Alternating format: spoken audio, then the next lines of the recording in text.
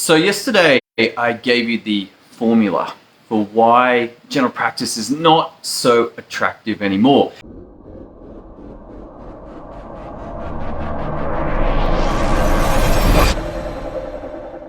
And on one side we had difficulty and risk, and on the other we had cash and status. And depending on that balance, if difficulty and risk are high and cash and status low, not very attractive. If difficulty and risk are low but cash and status are high, much more attractive.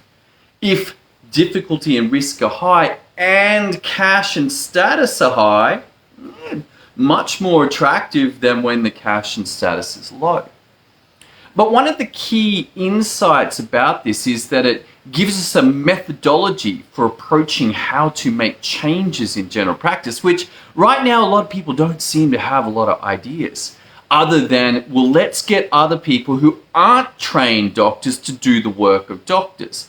Now, my personal experience has been like, oh my goodness, run, run, run. Why do I say that? Well, I had an experience with a dingo. Now, not a animal dingo, but a bobcat dingo. I'm not sure if you're familiar with this. If you're a doctor watching this, you may not be. But if you ever have the opportunity to get on a small bobcat that you stand on the back of, I would recommend that you do not do this. Now, this struck me as pretty funny. In Australia, the most nanny state of all places, I can hire a 1-ton machine that very easily tips over and can kill me. And yet, there is no paperwork, there was no particular training to do this. There wasn't even a warning about how this thing tips over. All I knew is that, yeah, I'm having a great time, until suddenly I wasn't. Until suddenly this thing was flipping, my foot got caught, I didn't want to get crushed by it.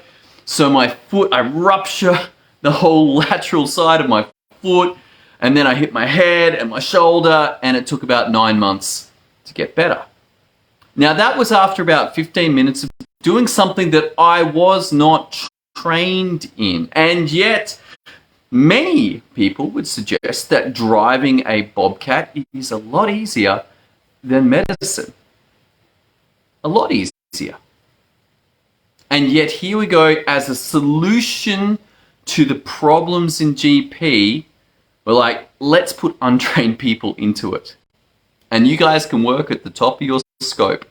I'm like, oh man, you guys got no idea about what to do. But let's come back to why the difficulty has gone up. Because this is one thing that I feel is true. That the difficulty of general practice right now in Australia is a lot higher than it used to be. But why? Why?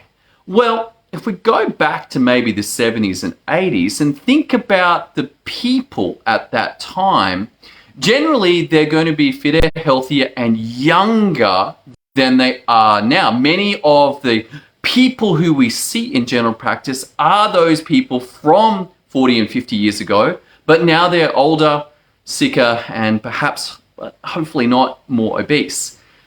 This means that what they present with is, instead of acute problems that can be dealt with and solved in one consultation, we are now dealing with chronic complex medical conditions. And yes, more time helps. There's no doubt that a 15-minute appointment versus a 30 versus a 45, I can cover more, get a better picture, and make better diagnostics and management decisions for these patients in 45 minutes. The downside, hey, I just got to see 2 less people. And so this will put further compression on the number of patients that actually get seen per day. We're going to have less doctors if we see patients for longer. But I want you to understand that this idea about complexity of the medicine has meant a big change. That instead of being able to document the problem and the solution and get it all done in 1, maybe 2 consults, instead we've got this ongoing series of things that have to be done. Blood tests that have to be done, specialists that have to be seen, medications that have to be assessed and changed, all in the future. And instead of being an acute episode, Now we're dealing with multiple episodes dealing with the same problem. But our equipment, particularly the way that we take notes, is designed for that acute medicine. I had this today. I was at the nursing home and I spoke to the daughter and I said, I'll call you in 2 weeks and we'll make a decision in 2 months about whether to continue the medication for your father or not. Now that was documented into the note, but I then had to say to the nurse, hey, make sure we've got a calendar entry for 2 weeks for me to call the daughter. Now that is, even though it's captured in the notes, if it doesn't get on the calendar, or we don't look at the calendar on that day, or the reminder system fails, now we miss that 2 weeks time call. And this is going to happen not just on this, but many problems that we run into in general practice are just like this. This needs to be done in 3 months. This needs to be done in 3 years. And yes, the recall system helps. But is there any correlation between where that recall came from and where it is in the notes? Not in the practice management software that I've been using. I've never seen that, where it links between the part where the notes and the recall link together. I have seen multiple recalls for the same thing with multiple dates. It's very confusing, very confusing. And so these problems that we're facing are because of the nature of the medicine. Yes, chronic complex. And this has been said. People say, yeah, we're dealing with lots of chronic complex conditions, but why is it?